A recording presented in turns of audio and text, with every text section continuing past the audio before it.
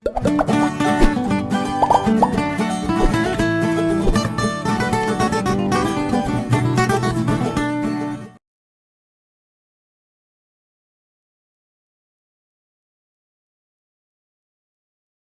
à tous, je vous retrouve pour l'édition 2022 de Minéral Gem à Sainte-Marie-aux-Mines. Dans cette première vidéo, je vais vous présenter l'exposition Prestige qui a été faite par Alain Marteau sur le thème de la cristallographie. Alors, on est au 200e anniversaire de la mort de René Just à Huy, un scientifique français qui est considéré dans le monde comme le père de la cristallographie. Et donc c'est l'année internationale de la cristallographie. Le titre de l'expo c'est Cristal et le sous-titre qui est important c'est les formes des minéraux. En effet, l'idée était de parler des formes des minéraux, des formes visibles à l'œil nu par nous amateurs ou même professionnels de la minéralogie, mais en aucun cas de faire une expo et des cours sur la cristallographie. La cristallographie c'est une science très sérieuse, plutôt complexe, réservée aux physiciens et aux mathématiciens.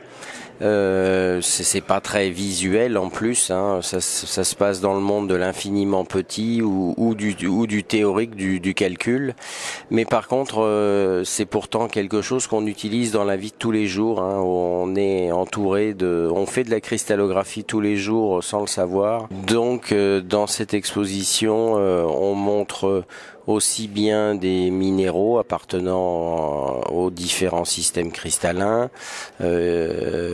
qui permettent aux gens de se rendre compte que les minéraux du système cubique c'est pas forcément des cubes et que des fois même c'est un petit peu compliqué quand on voit une tétraédrite de se dire qu'elle est du système cubique.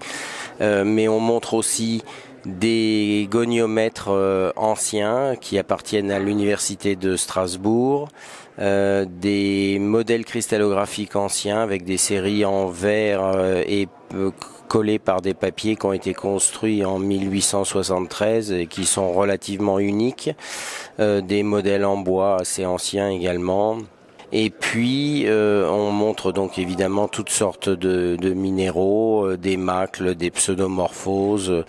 On parle aussi du devenir des cristaux dans les gisements géologiques, c'est-à-dire que leur histoire est souvent complexe et on a des fois des cristaux qui se cassent et qui se cicatrisent naturellement.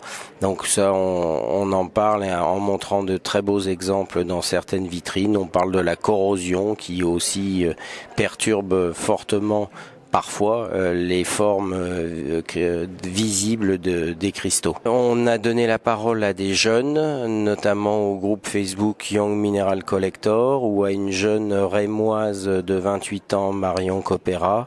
On leur a demandé de nous montrer par l'exemple de leur collection ce que pour eux le mot cristal évoquait. Et ça démontre aussi qu'il y a, contrairement à une certaine légende qui courait ces dernières années, la minéralogie c'est quand même une science où il y a plein de jeunes, plein de nouveaux, ça se renouvelle sans cesse et je trouve ça particulièrement positif.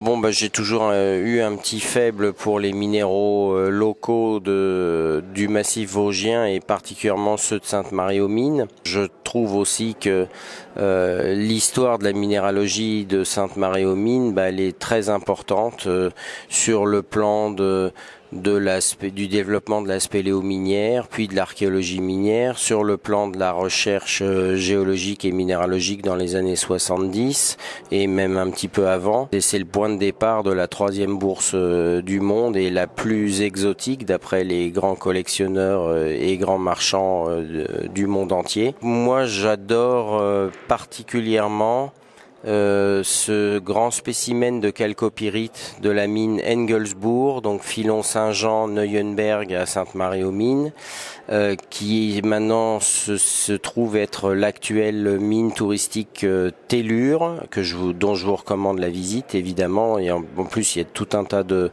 visites spéciales possibles, c'est vraiment très très intéressant. Et c'est des échantillons qui semblent avoir été découverts vers 1902 ou 1903, sans sans doute une grosse géode parce que il y a 7-8 échantillons qui existent et qui sont répartis dans différents musées. Cet échantillon est tout à fait remarquable avec des macles un peu complexes, des croissances polysynthétiques. Et en plus, j'ai eu la chance de le nettoyer il y a une dizaine d'années en arrière pour le compte du muséum. C'est à plus d'un titre donc un échantillon qui est cher à mon cœur.